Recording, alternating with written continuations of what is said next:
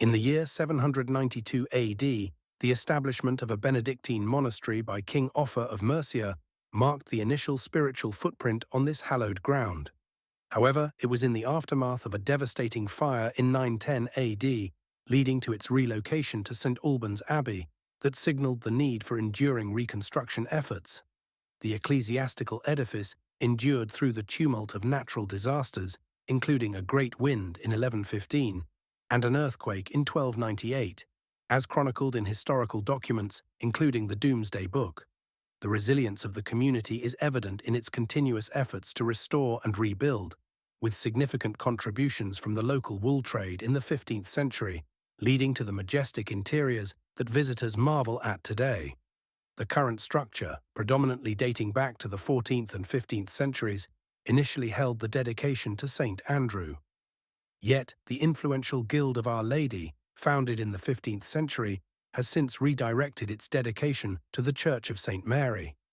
Among its numerous architectural marvels, the exquisite medieval timber roofs and associated carvings stand out as a testament to the craftsmanship of that era. Noteworthy features include the exceptional 15th-century angel screen and a historically significant font adorned with figures of the 12 apostles, albeit mutilated by Puritan soldiers during the Civil War, reminders of the turbulent history this church has witnessed. Preserving the heritage and encapsulating the enduring spirit of the community, the edifice showcases a blend of architectural prowess and historical reverence. Among the enchanting artifacts is the wineglass pulpit from the 15th century. Despite its loss of the sounding board, it remains a piece of significant historical beauty. The intricate angel screen at St. Mary's, recognized as one of the country's finest, alongside the fraternity stalls dating back to the mid-15th century, vividly illustrate the church's rich historical tapestry. In addition, this sacred space holds an intriguing connection to one of England's enduring legends, Dick Whittington. Although the popular story of Whittington and his cat is a work of fiction, the church humorously acknowledges this tale with a carved corbell, adding a layer of whimsical charm to its historical gravitas. Furthermore, visitors are encouraged to note the sundial on the southeast corner of the tower, installed in celebration of the restoration of Charles II, symbolizing the passage of time and the enduring legacy of the church community through the ages. The piano shop, known as Richard Reason Pianos, was previously owned and operated by Richard Reason before his retirement. This establishment traces its history back to a time when it served as a builder's merchant site. Charming relics of its past, such as a paint-splattered wall where builders tested paint mixtures, continue to add character to the venue. The upper level functioned as a space for cutting plate glass for shop windows, utilizing the hoist, which currently finds use in heavy piano handling. Richard Reason, a music teacher, performer, and composer, founded Richard Reason Pianos in 1978, later joined by Rupert Frost in 1985, a newly certified piano tuner, technician, and a passionate admirer of the piano. Despite his acknowledgement that he lacked the necessary proficiency to embark on a career in playing or teaching piano, Rupert found contentment in maintaining the instrument.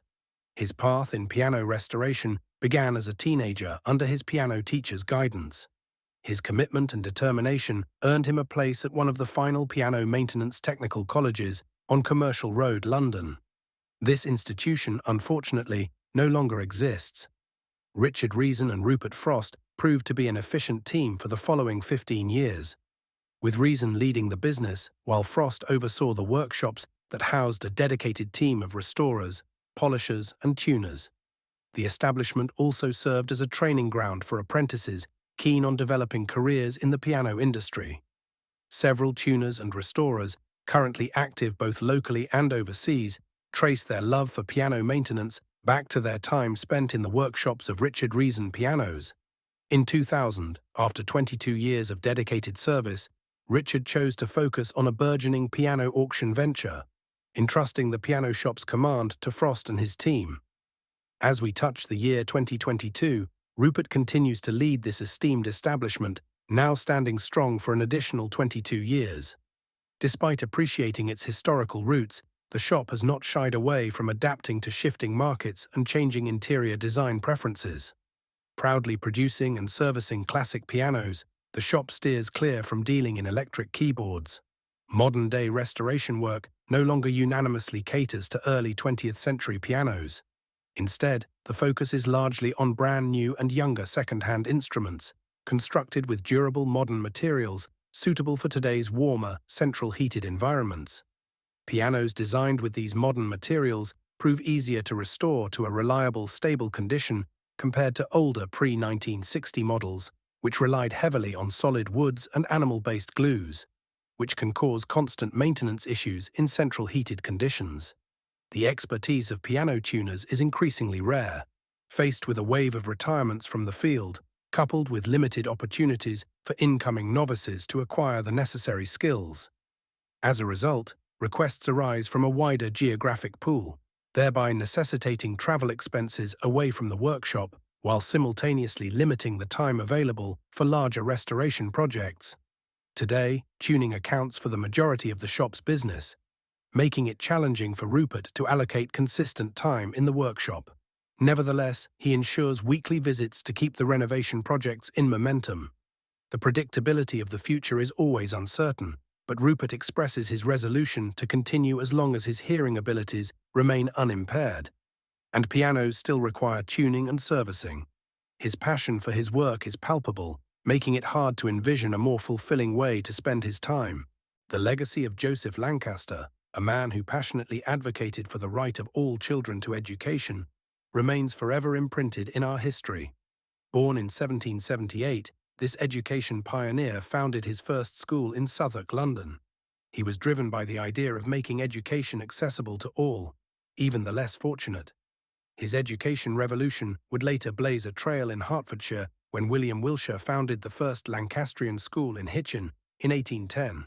Fast forward to today, where history buffs and the simply curious can wander the historic school grounds. As part of the immersive experience, visitors can trace the engaging discovery trail where they'll have the chance to step back in time dressed as Victorian children. The school site, which currently serves as the British Schools Museum, stands as a testament to Joseph Lancaster's educational influence, especially among the underprivileged. The British Schools Museum is not just a traditional museum, it's an exciting journey through time, located in Hitchin in the heart of Hertfordshire, England. Inside, the atmosphere oozes a blend of Edwardian and Victorian vibes, marked by the presence of original school buildings from those eras. The museum's complex features Grade II listed school buildings, distinguished by spaces separately allotted for infants, girls, and boys. Interestingly, the site also includes houses meant for the master and mistress. The highlight of the museum is its monitorial schoolroom, which is established on Joseph Lancaster's educational principles. This massive room, accommodating up to 300 boys, was inaugurated in 1837. It boasts a rare galleried classroom, dating back to 1853. This historical site started as a modest monitorial school in a repurposed malt house, with space for 200 boys and 100 girls. It opened its doors in 1810, thanks to the efforts of local solicitor William Wilshire. The teaching methods adopted here were inspired by Lancaster's monitorial system. This approach revolutionized the era's education by enabling older scholars to teach younger ones under an adult supervisor's guidance. In a visionary step forward in 1862, the revised code introduced the pupil-teacher method, which saw older scholars receive training to become teachers. The government hoped this would serve as an apprenticeship program to boost the country's teacher population. The school's popularity skyrocketed over time, requiring the construction of a new schoolroom. Completed in 1838, this modern addition was spacious enough to accommodate 300 boys. The original school at the Malt House was repurposed into an infant school and a girls' school. Then, in 1854, a new gallery classroom for 110 pupils was added, following the recommendations made by inspectors J.D. Morrell and Matthew Arnold. Just 3 years later, in 1857, the girls' and infant school was due for a complete overhaul. The new building and adjoining houses for the master and mistress were finished in 1858, meeting with particularly high praise from Matthew Arnold upon his return visit in 1867. By the early 1900s, the rising enrollment numbers necessitated expansions of the school. New classrooms were added in 1905 to accommodate the growth. However, by 1929, the school had become too small and perhaps a bit worn. As a result, the boys' and girls' schools relocated to the new Wilshire Dacre School in town. The infants' school continued in the original buildings, but the outbreak of World War II compelled the school to transform into a junior mixed infants school in 1940. During the late 20th century, the building started serving as the Queen Street Activities Centre under the North Hertfordshire College. Despite the closure of the school site in 1969, the buildings were preserved and were listed as Grade II in 1975 in recognition of their historical importance to school architecture.